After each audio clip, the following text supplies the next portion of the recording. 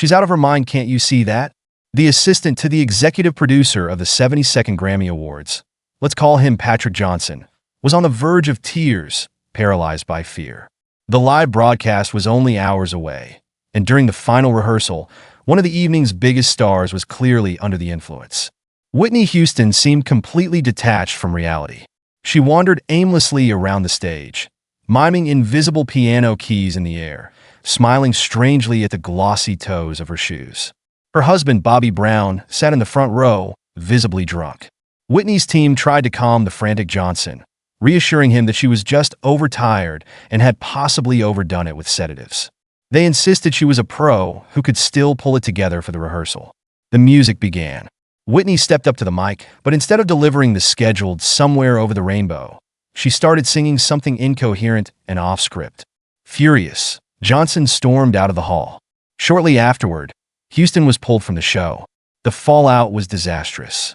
Her press team cited vocal strain as the reason for her abrupt removal, but Hollywood circles whispered a more damning explanation: drugs. In recent years, the once glamorous diva seemed to be spiraling. Her radiant presence had faded, leaving behind a gaunt, hollow-eyed figure with dark circles under her weary gaze. Whitney frequently found herself at the center of incidents, showing up late to sets or not at all and gradually losing the magic of her extraordinary voice. But this self-destruction wasn't a new pattern. While other pop royalty, like Celine Dion, would go to great lengths to protect their voices, often refraining from even speaking the day before major performances, Houston had always been different. She would storm into rehearsals and belt out her 5-octave range as if it were her final performance. By the late 90s, however, her grueling schedule collided with escalating substance use, mercilessly eroding her vocal abilities. During live performances, she often had to lower her range by an entire octave. At Michael Jackson's 30th anniversary party, Whitney's friend and hairstylist couldn't hold back. Shocked by her deteriorating appearance, she confronted the star backstage. "You look so bad that I have to say you are going to die if you don't stop. Do you hear me? You'll die." This lie about stress, it's obvious to everyone what's really going on. Whitney broke down in tears and whispered, "I know." She was losing herself. The vice of addiction tightened its grip so forcefully that it seemed only a matter of time before it would snap, ending both her career and her life.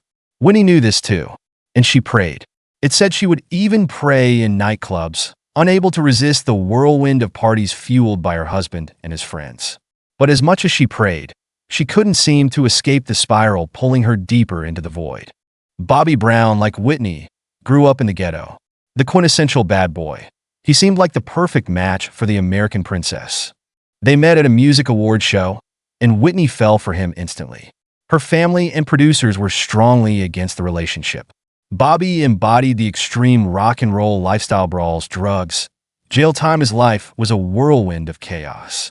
He was like a character from a high-speed drama, complete with multiple assassination attempts, endless love affairs, and becoming a father at 17. But Whitney saw something deeper in him. "You think I'm some kind of princess? Not at all. I grew up in the ghetto. And yeah, I do drugs. I smoked weed for the first time when I was 14. But it doesn't stop me from working or living my life." With Bobby, she transformed as an artist. Her style became bolder and edgier, her music more rooted in Black culture.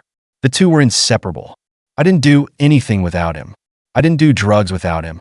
We were always together, partners in everything. He was my addiction. Whatever we did it together.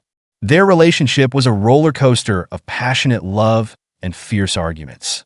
But the real storm hit after the release of The Bodyguard, where Whitney's lead role catapulted her to global superstardom, leaving Bobby in her shadow. Bobby's macho pride barely masked his jealousy of his wife's success, while Whitney desperately tried to maintain a normal life as a woman, not a global icon adored for her voice. It was as if her songs hadn't already surpassed the Beatles on international charts. She tried to quit drugs, only to relapse again. She checked into rehab, and just when it seemed she was turning her life around, she would spiral back. In 2006, Whitney's mother, Cissy Houston, arrived at her home flanked by lawyers and armed with a court order for involuntary hospitalization. "Move a finger, and you'll be locked up too," she warned Bobby, who tried to stop them from taking Whitney away. Sissy was done letting him ruin her daughter's life. Sissy had always fiercely protected her talented girl. A Grammy-winning singer herself, Sissy had performed with the sweet inspirations as a backup for legends like Elvis Presley and Aretha Franklin. She knew all too well the temptations of show business and did everything she could to shield young Whitney. As a teenager, Whitney had worked as a model, but Sissy tirelessly fended off talent scouts, insisting it wasn't her daughter's time yet. After treatment, Whitney filed for divorce and began rebuilding the voice she had nearly destroyed in her haze of addiction. Bobby was furious, shouting to the world that no one knew the real Whitney like he did. The divorce laid bare the full extent of their toxic relationship. Behind the facade of glamour and success were deep wounds and mutual accusations. Whitney rented a small house in California and moved in with her daughter. Finally, she began to flourish. She wanted nothing more than to be at home, close to her daughter, to raise her, love her, and be loved in return.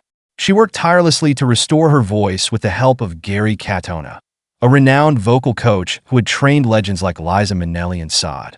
Later, he would admit he had never encountered a student as passionate as Whitney.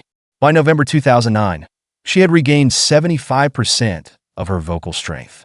When she stepped on stage to perform her new song, I Didn't Know My Own Strength, dressed in a stunning white gown, the audience erupted in applause.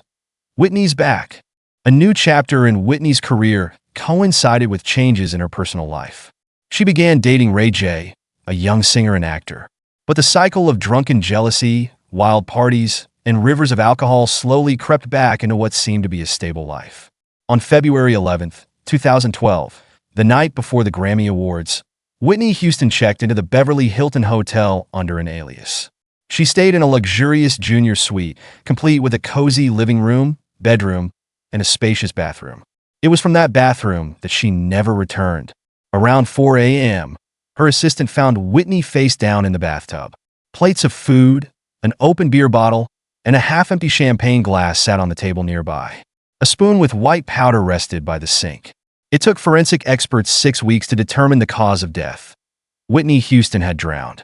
A lethal mix of heart disease caused by atherosclerosis and cocaine was to blame. Her blood also showed traces of marijuana, sedatives, and allergy medication. A star that burned too brightly is a phrase often reserved for those who leave us too soon. Whitney Houston was exactly that A star. Not just a singer, but an icon. 6 Grammys, 170 million records sold, and a one-of-a-kind, 5-octave voice she shared generously with the world. She poured everything into her art, leaving no energy to mend the wounds of her soul, wounds that were easier to numb with alcohol and other poisons.